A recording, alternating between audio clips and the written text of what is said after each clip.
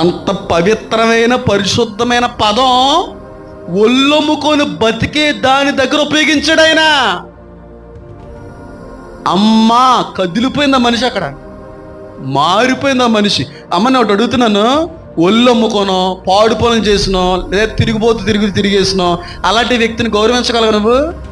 అన్ని తిరిగిందండి, నేసలు వేసిందండి, అది అలాంటిదండి, ఇది ఇలాంటిదండి, అది ఇప్పుకొని తిరిగేదంటండి, ఆడ అలాంటి అంటండి అని గౌరవించి మాట్లాడగలవా నువ్వు? పక్కన కూర్చొని మాట్లాడగలవా?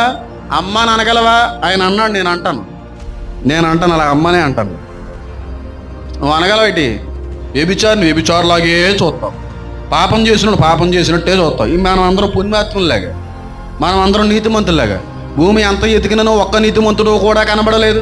భేదం అనేది ఏది కూడా లేదు. అందరూ కూడా పాపము చేసిన వారమై. మరి ఇంకేటే వాళ్ళు అలాంటి వాళ్ళు ఇలాంటి